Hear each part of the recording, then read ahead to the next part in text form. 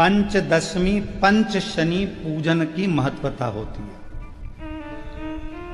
क्यों कहा जाता है कि अगर कोई आपको ज्यादा परेशान कर रहा है, बहुत टेंशन दे रहा है, बहुत ज्यादा अगर वो इतना हताश हो गए कि आपने सोच लिया अब तो मर जाऊं तो अच्छा है, इसका नाम लिख जाऊं, ये सब चीज करने से अच्छा है पांच दशमी। दशमी जानते हो? पांच दशमी, कोई सी भी पांच दशमी आप चुन लीजिए, परंतु वो दशमी अमावस्या के पहले वाली नहीं होना चाहिए, वो पूर्णिमा के पहले वाली दशमी। पांच कोई सी भी दशमी पर शमी के वृक्ष के नीचे जाइए, घी का दीपक लगाइए, शुद्ध जल तांबे के पात्र में लेकर जाकर अर्पित करिए। पहले दीप जलाना, उसके बाद शमी के पौधे में जल डालना और पौधे उस वृक्ष के नीचे बैठकर जल चढ़ाकर वहीं पर एक चावल का दाना समर्पित कर कर बाबा से प्रार्थना करना कि बाबा मुझे बहुत कष्ट है, ये मेरा एक तकलीफ मुझे दे रहा है, बस आप मेरी तकलीफ को दूर करना। शिव की ऐसी कृपा होगी। पांच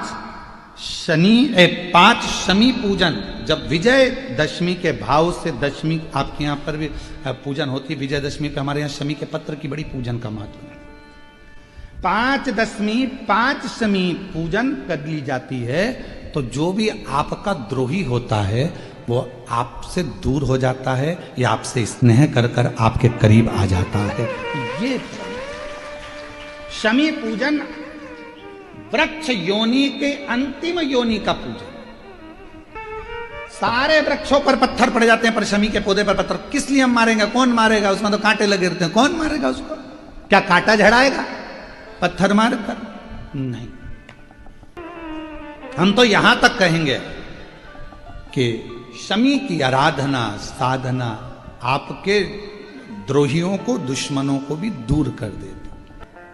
और मेरी जीजियों, मेरे जीजाओं, मेरी बेटियों, बेटाओं, मेरी माताओं, मेरे बुजुर्ग माता पिता स्मरण करें, जब जब यदि आपका हृदय दुखे, मन दुखे, तो एक शमी की पत्ती को शंकर के शिवलिंग पर जरूर चढ़ाएं, सारे दुख अपने आप समाप्त होना प्रारंभ।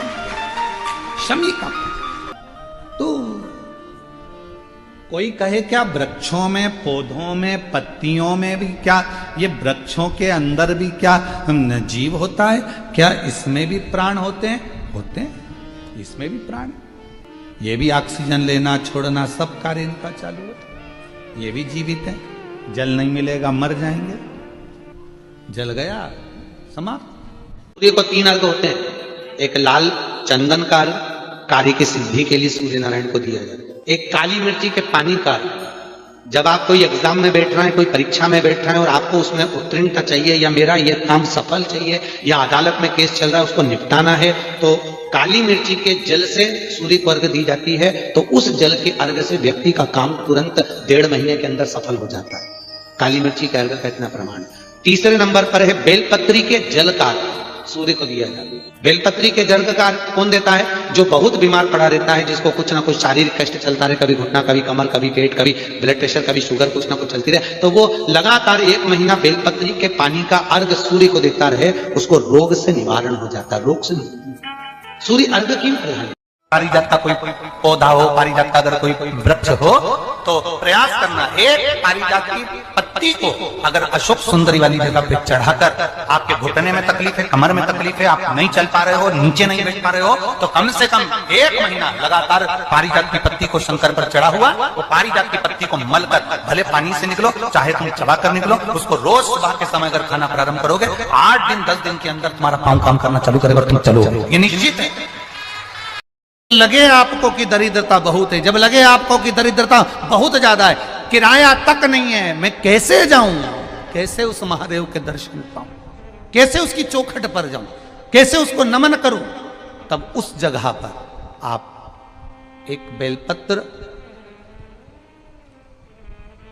जहां से जलाधारी बहती है उधर एक बेलपत्र, जहां जलाधारी के ठीक विपरीत की स्थिति में, और 7 शमी पत्र मेरे महादेव के ऊपर, केवल आपके हृदय की बात कहते हुए शमी पत्र और बेलपत्र इस तरह से समर्पित। पहले ध्यान रखना, पहले पूरा श्रृंगार, स्नान, पूजन, चंदन, अक्षत, गुलाल, अबीर सब हो जाए उसके बाद की बात ही है, उसके बाद की बात। एक बेलपत्र इधर, एक बेलपत्र इधर, और उसके ऊपर 7 शमी पत्र के पत्ते एक एक कर कर चढ़ाना, पूरे इकट्ठे कर कर नहीं, एक एक कर कर बाबा से विनती करते हुए। कांटों से भरी हुई शमी है जिसको तूने निहाल कर दिया, मेरी जिंदगी भी कांटों से कम नहीं है, मैं जानती हूं तो मुझे भी निहाल कर देगा। ये बड़े विचित्र शब्द हैं, जरा शिव महापुराण के इसको समझ लेना कि शमी का पेड़, जिस शमी की पत्ती में कांटे होते हैं, जिस बेलपत्र में कांटे होते हैं, और जिस आंकड़े को मंदार के फूल में वो दूध होता है कि आंख में चले जाए तो आंख बेकार हो जाती है, वो दूध होता है जो जहर का काम कर जाता है, ये सब शंकर भगवान को चढ़ रहा है। शमी जिसमें कांटे हैं, बेलपत्र जिसमें कांटे हैं, मंदार का फूल जिसमें जहर भरा पड़ा है, धतूरा जिसमें जहर भरा पड़ा हुआ है, ये शिव को क्यों समर्पित है, ये शंकर को क्यों चाहिए, ये शंकर के पास क्यों जा रहे हैं?